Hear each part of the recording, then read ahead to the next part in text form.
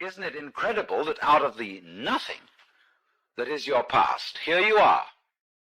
As far back as I can remember, into earliest childhood, I've always been absolutely fascinated with the idea of death.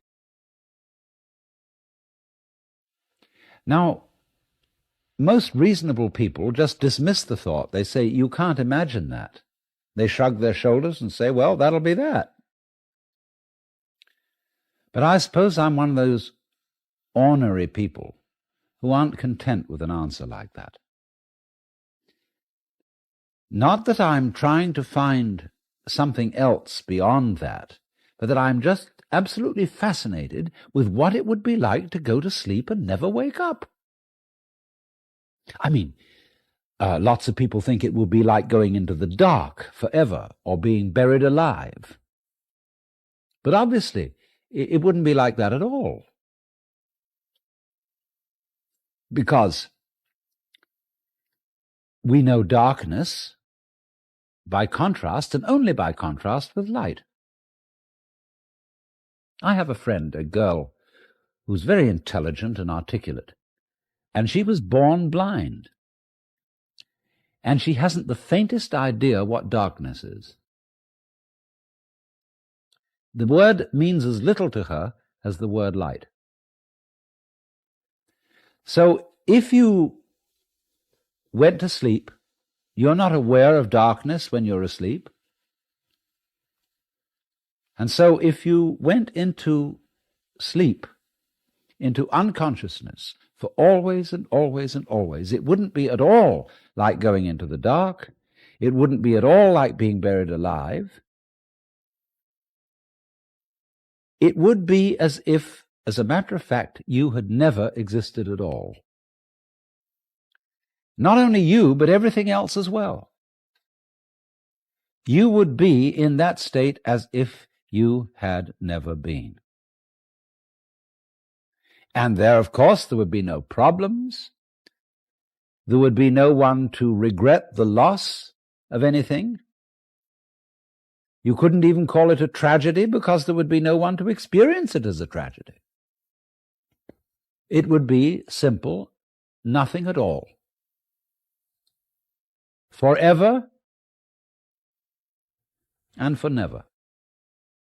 Because not only would you have no future, you would also have no past and no present. Now, you would think that that was the point where we'd say, well, let's talk about something else. But I'm not content with that. I demur. Because this makes me think of two other things. This state of nothingness makes me think, first of all, the only thing I get anywhere in my experience that's close to nothingness is the way my head looks to my eyes.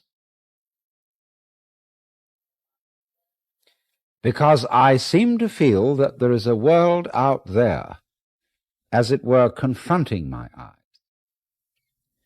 And then behind my eyes, there isn't a black spot. There isn't even a hazy spot. There's nothing at all.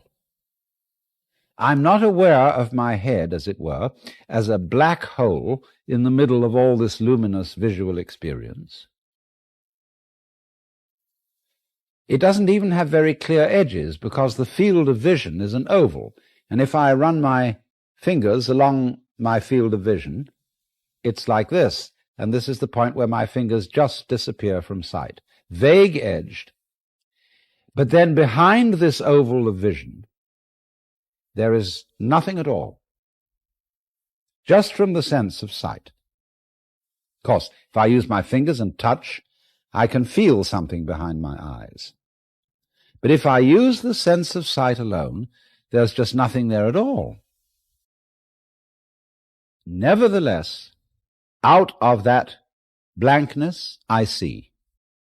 Well, that's the first thing it makes me think of. Now, the next thing it makes me think of is this.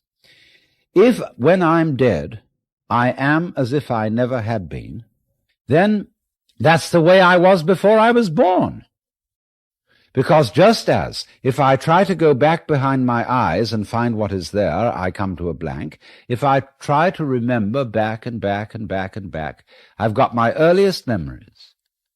And then behind them, nothing. Total blank. But just as I know there's something behind my eyes by using my fingers on my head, so I know through other sources of information that before I was born there was something going on. There were my father and my mother and their fathers and mothers and the whole material environment of the earth and its life out of which they came, and behind that the solar system, and behind that the galaxy, and behind that all the galaxies, and behind that another blank, space. So I reason that if I go back when I'm dead to the state where I was before I was born, couldn't I happen again? You know, what has happened once can very well happen again. If it happened once, it's extraordinary. And it's not really very much more extraordinary if it happened all over again. So in other words, I do know for certain, because I've seen people die, and I've seen people born after them, that at any rate, after I die, not only somebody, but myriads of other beings will be born.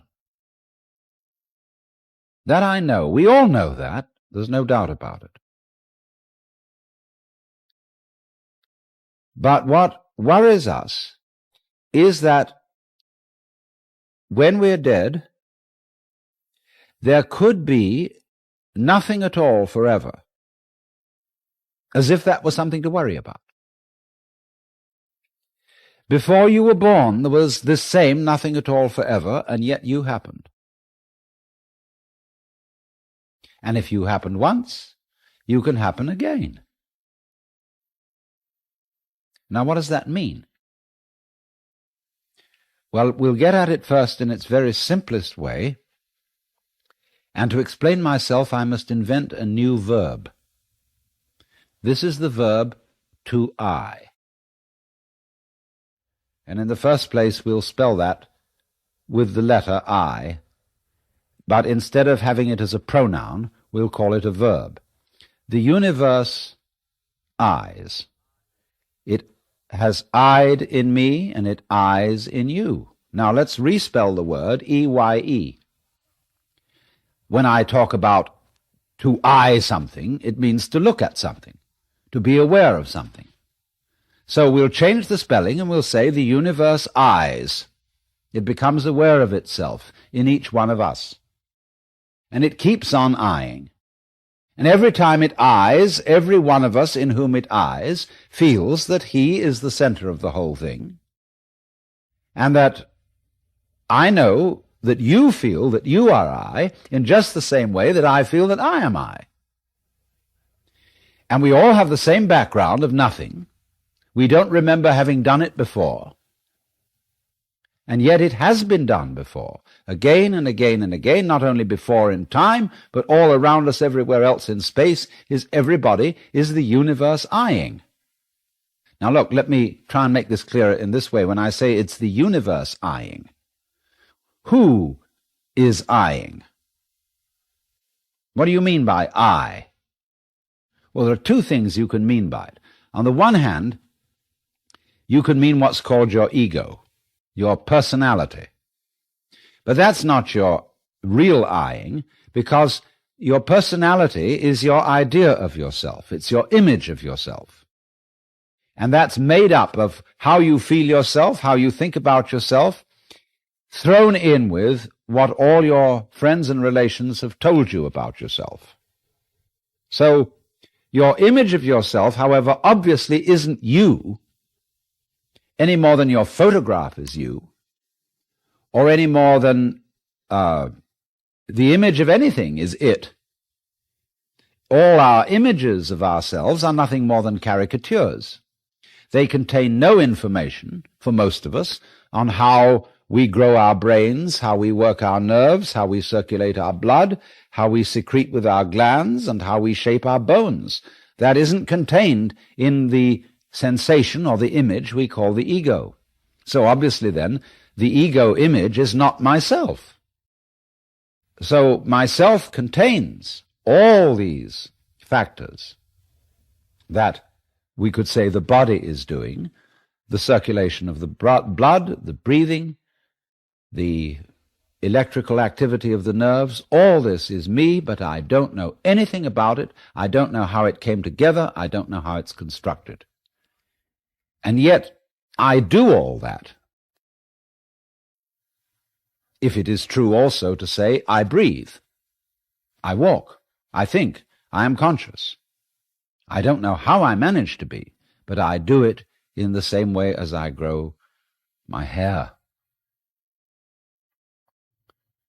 So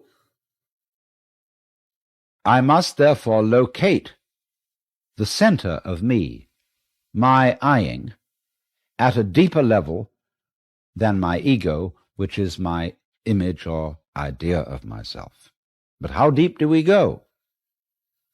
We can say the body is the I. But the body comes out of the rest of the universe, comes out of all its energy. So it's the universe that's I-ing. And the universe eyes in the same way that a tree apples or that a star shines. And the center of the appling is the tree, the center of the shining is the star, and so the basic center, or self, of the I-ing, which is called in this case Alan Watts, which is only a name for this particular physical organism, flowering from, shining out of this particular environment, makes the center of all this I-ing the eternal universe. Or eternal. The thing has existed for 10,000 million years and will probably go on for at least that much more. So we won't worry about how long it goes on. But repeatedly it eyes. So that it seems to me absolutely reasonable to assume that when I die and this physical body evaporates and the whole memory system with it, then it will be all over once again, the awareness that I had before, not exactly the same way, but of a baby being born. There will, of course, be myriads of babies born, not only baby human beings, but baby frogs, baby rabbits, baby fruit flies, baby viruses, baby bacteria. And which one of them am I going to be?